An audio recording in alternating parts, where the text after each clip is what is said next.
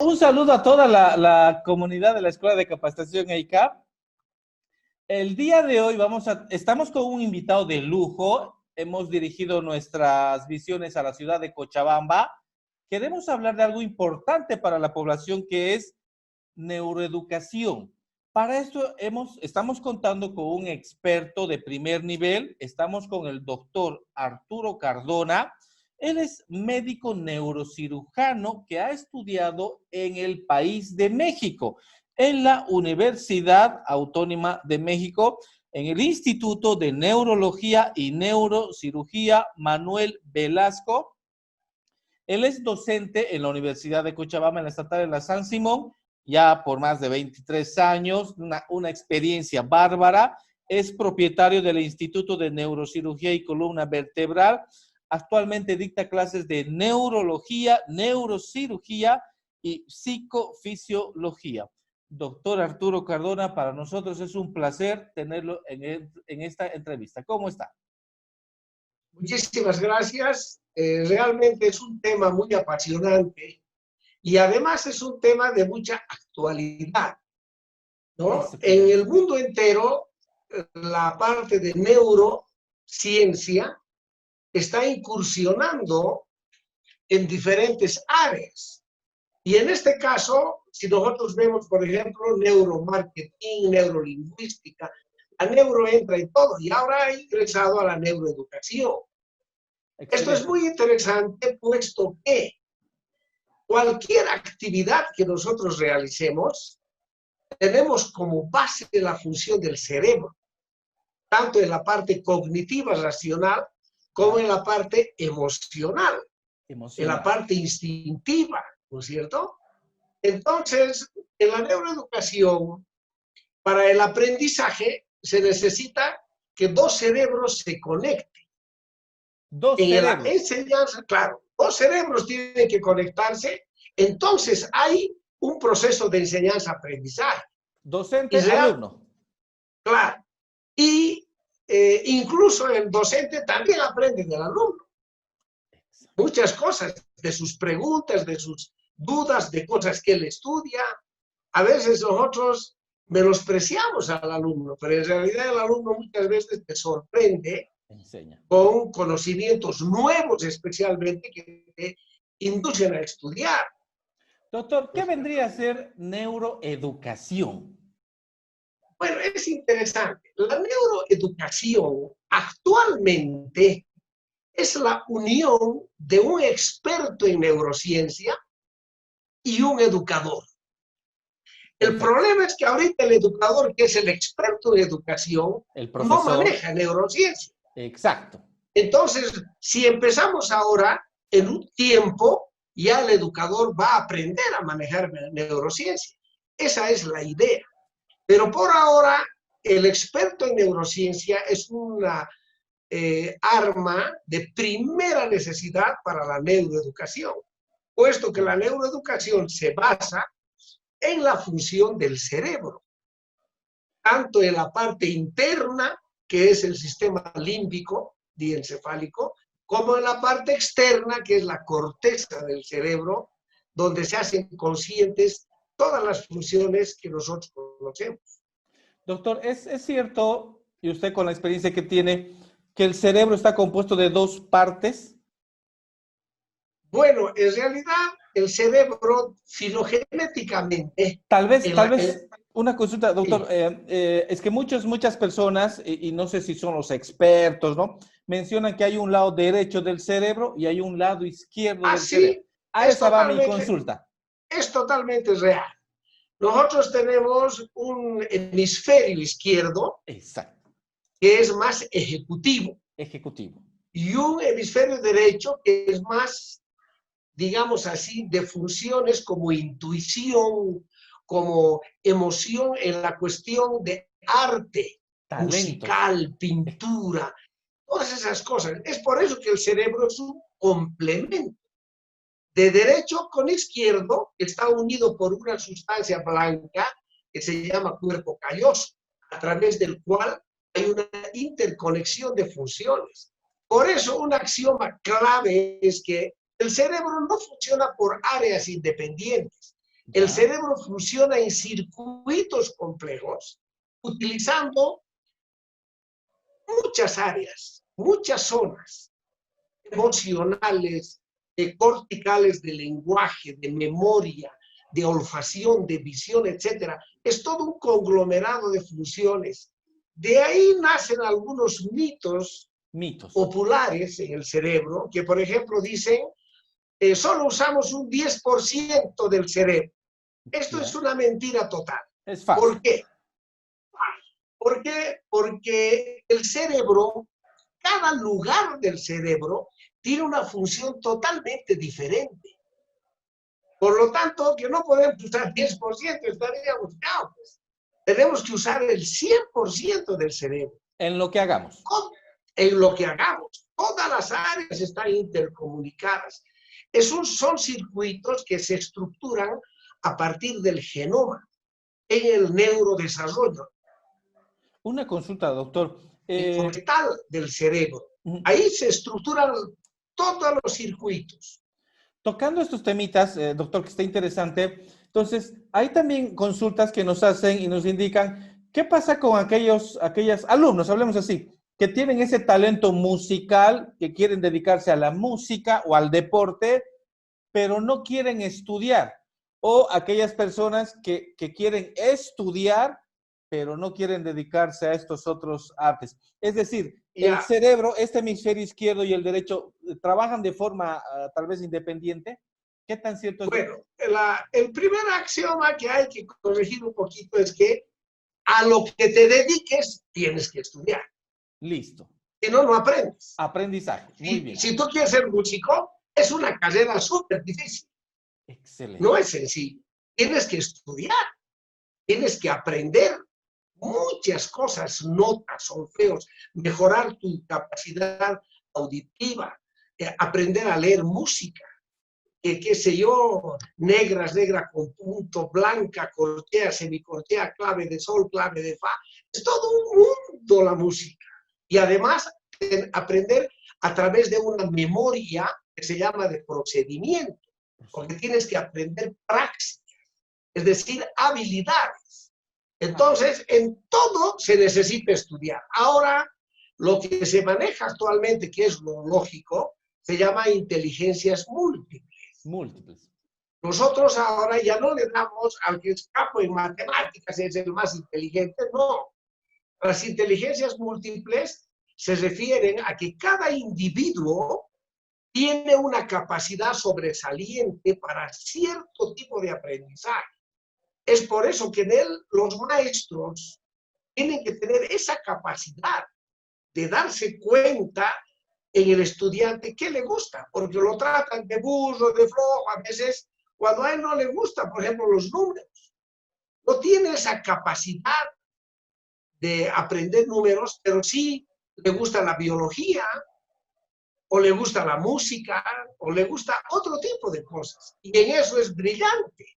Exacto. Entonces, es muy importante ahora que la calidad del educador tenga básicamente pasión en lo que enseña.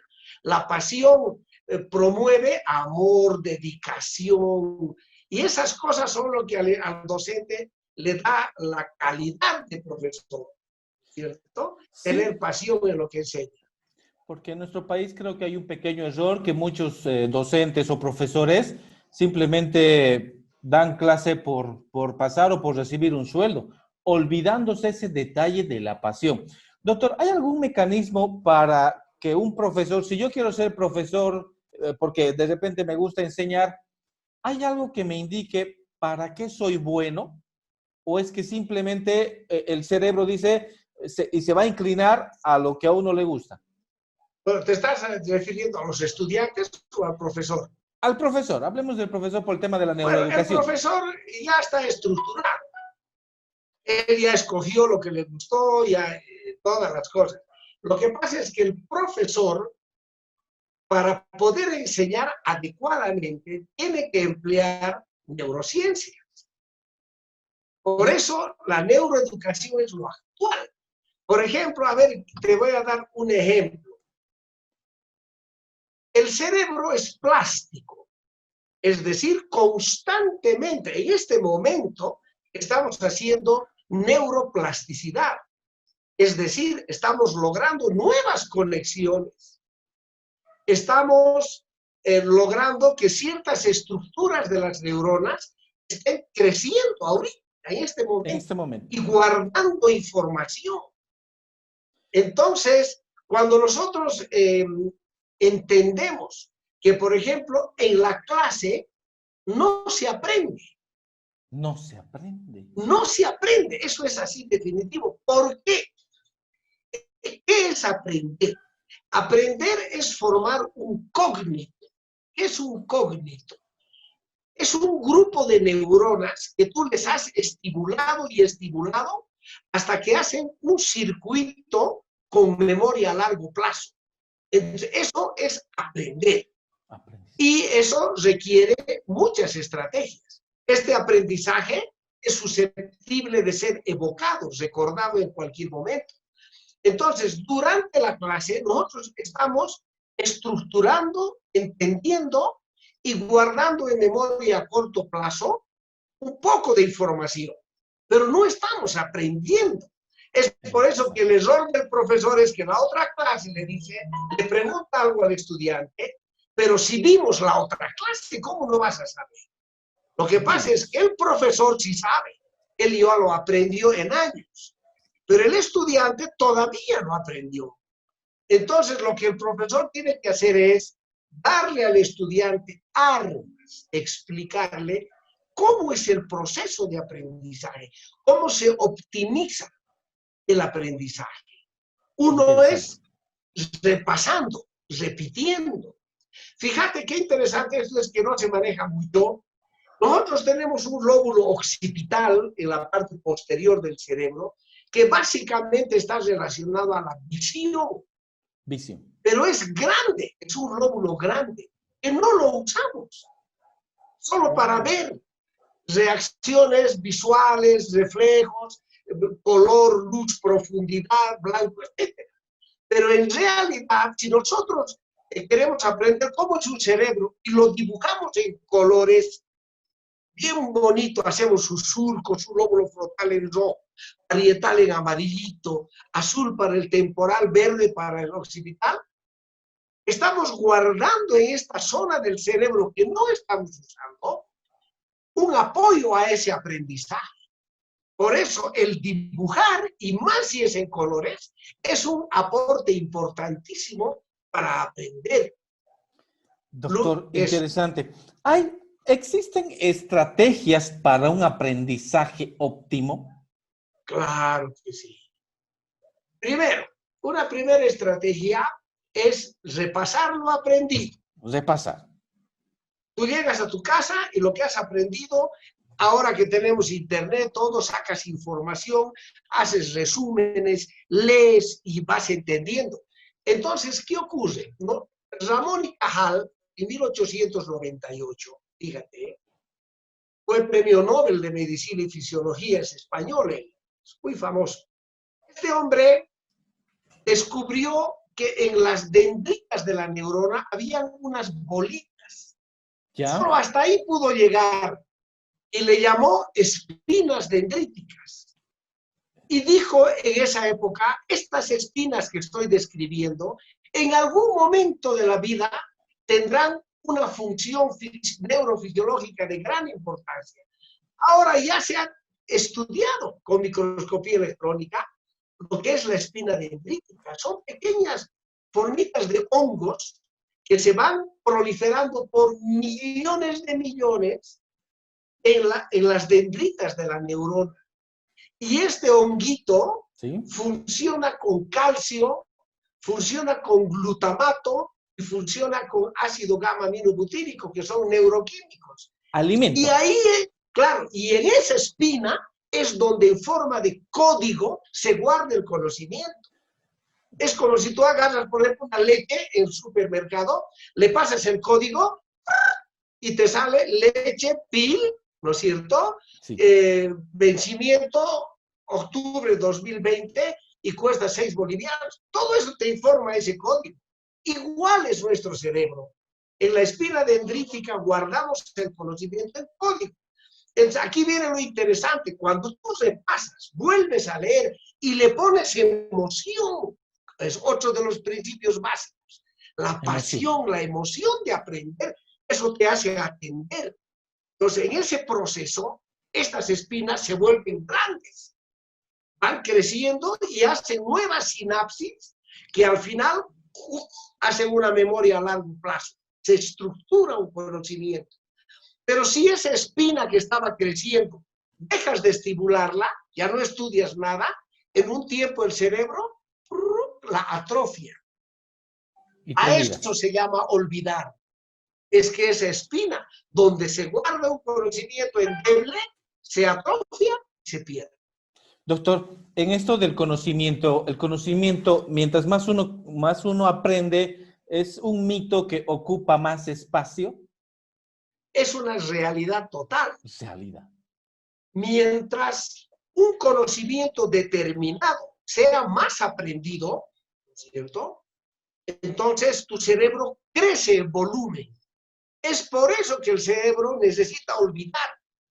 Lo superfluo lo olvida y lo importante lo guarda, ¿no es cierto? Es por eso que otro de los mitos, otra de las directrices para un buen aprendizaje es dormir bien, porque es durante el sueño que se guarda la memoria.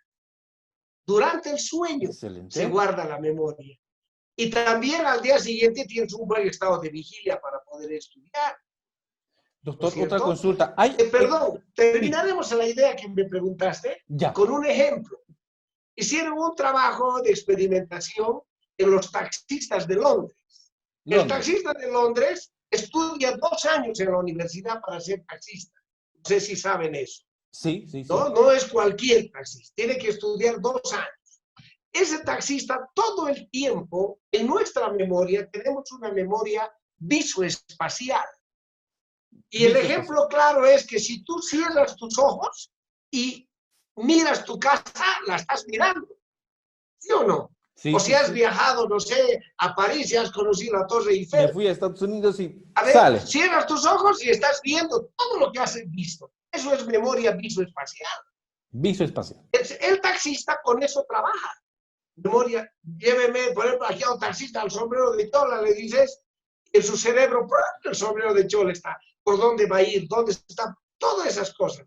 Entonces, el taxista trabaja con la memoria visoespacial constantemente, que está localizada en un área que se llama hipocampo del lóbulo temporal, donde está la memoria de trabajo, es una memoria un poquito compleja, pero se ha visto que el hipocampo de estos taxistas, 30% más voluminoso es que del resto de la población. Por lo tanto, ¿qué significa? Ese aprendizaje constante ocupa campo, hace que crezca esa zona. Es por eso que el cerebro, ¿no? Cuando ve que no hay pasión, que no repasas, que no estudias, olvida. Olvida. Eso. Doctor, aquí la consulta. ¿Existen alimentos, comida, algo que ayuda al cerebro? Directamente. Bueno, es un poco mito eso, ¿no? Lo que sí es importante es que hay que estar bien alimentado, con buena calidad de alimentación. Yo no creo que haya cosas que tú comes y se vayan al cerebro. Lo que sí hay precursores. Omega 3, omega 6, por ejemplo, antioxidantes, multivitaminas, oligoelementos. Son cosas que sí ayudan, ¿no? Ayudan, pero directamente no tanto. Lo que sí es importante, es otro de los puntos de la neuroeducación, es que el estudiante tiene que ir bien desayunado en lo posible. Muy importante. Porque el cerebro funciona bien simple. Utiliza azúcar y oxígeno. Con el oxígeno combustiona el azúcar en las mitocondrias y produce ATP. En el ciclo de Krebs o ciclo de los ácidos tricarboxílicos produce energía y esa energía es la que te hace funcionar. Entonces, si tú vas mal desayunado y no tienes un buen nivel de azúcar, estás abriendo la boca con sueño, distraído, no te enchufes. Por eso es muy importante, ¿no? A mi hijo yo le explico eso. Tienes que tomar tu leche, un buen sándwich antes de entrar a tu clase. ¿Por qué? Porque le explico, el cerebro funciona con azúcar y con oxígeno. Si no tienes azúcar para producir energía, vas a estar cansado. Es otro de los puntos de la neuroeducación. Excelente, doctor. Interesante. Doctor, ¿y qué de cierto hay en que, imaginémonos dos personas que estudian al mismo tiempo, ¿existe esto de que vayan a ir a olvidar si ambos han practicado lo mismo? ¿O de repente uno recuerda más rápido que el otro? Es una pregunta súper bonita porque es otro de los cometidos de la neuroeducación. En la neuroeducación se explica que no hay que estudiar entre dos. No. Hay que estudiar independiente. Pero si tú vas a estudiar en grupo de 3, por ejemplo, cada uno estudia independiente. No hay que estudiar. Y luego se juntan y empiezan a examinarse. A ver, dime esto. No te acuerdas. El otro dice, tú dime esto. O tú mismo te puedes autoexaminar. Incluso se puede teatralizar el aprendizaje. ¿Lo ve? Uno habla y repite, y repite, y repite. Eso es teatralizar el aprendizaje. Entonces le preguntas al otro, eso es lo bueno de estudiar en grupo. Pero si estudian los dos juntos, es totalmente contraproducente. Hay que estudiar independiente y luego juntarse para intercambiar el aprendizaje. Así uno ha aprendido algo mejor, le explica al otro, etcétera, etcétera. Súper importante entonces el aprendizaje individual y hacer un acto teatral con los compañeros. Exacto. Doctor Arturo, mucha gente de repente por ahí lo busca, de repente quiere hacer alguna ayuda porque en algún momento deja de funcionar el cerebro. ¿Dónde lo pueden ubicar? De dejar de funcionar el cerebro, no, pero sí puede tener algún tipo de problema. Por ejemplo, en esto es muy importante los detalles que la gente yo quisiera que sí escuche, es por ejemplo los problemas de lectoescritura. Lectoescritura. Nosotros tenemos áreas en el cerebro, el ojo que capta imagen, el lóbulo occipital, que es el que hace consciente la visión, por ejemplo, para leer. Eso se llama grafema. Tú ves el gráfico de la, digamos, pelota. Pelota entra a tu cerebro. Se comunica con un área que se llama pliegue curvo. En este pliegue curvo se transforma el grafema gráfico en fonema, sonido. Luego pasa al área de Wernicke del temporal, donde se entiende, se decodifica. Y ahí te imaginas cada uno una pelota diferente. Tú te puedes imaginar de básquet o de fútbol, no sé, pelota. Y luego es todo ese discernimiento de la lectoescritura a través del fascículo arcuato va al área del lenguaje articulado de Broca, con el cual tú lees pelota. En la dislexia, por ejemplo, en la acalculia, hay alteración de este proceso. Entonces, el educador o el psicólogo, quien se dedica a ayudar a estas personas, o el neurólogo, tiene que manejar este conocimiento. Lo mismo es en el lenguaje. Tenemos todo un circuito de lenguaje que cuando se altera, se presentan afasias, puede ser de entender, puede ser de articular palabras, etcétera, etcétera. Excelentes explicaciones.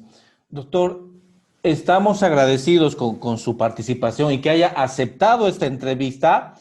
De repente algunas personas que quisieran contactarlo, ¿dónde lo pueden ubicar, doctor? ¿Dónde queda el Instituto de Neurocirugía y Columna Vertebral?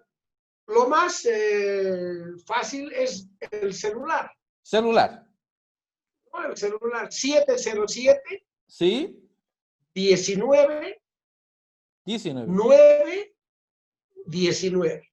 Excelente, ahí lo vamos a 707, 19, poner 9, para 19. toda la Es población. lo más facilito si alguien necesita. Y doctor, quedamos muy agradecidos. Este es un tema que no termina, es amplio, hay muchas consultas que se me quedan pendientes y esperamos volverlo a tener en una siguiente entrevista. Va a ser un placer, con muchísimo gusto. Estamos muy agradecidos. Y Hasta una próxima. antes de terminar, yo quisiera, si alguna vez hacemos algún programa, hablar de la adolescencia. Adolescencia. Bueno, Ese entonces... es un tema increíble, que está en boga y además que los padres no le entienden al adolescente. Y sí, y es Y así. sin embargo, el adolescente es totalmente inocente. Es porque en esa época de la adolescencia hay un proceso de poda neuronal. Es decir, se van rompiendo las sinapsis y olvida de ser niño para luego ser adulto. Y es por eso que hay cambio de conducta tan compleja en el adolescente. Si los padres entendieran esto, realmente cambiaría mucho la relación padre-adolescente. Doctor, el equipo de producción se va a comunicar con usted para una siguiente entrevista y el tema a tratar, adolescencia. Muchas gracias, doctor. Que Dios lo bendiga. Muchas gracias, igualmente. Hasta una próxima. Esta fue la entrevista para la Escuela de Capacitación EICAP.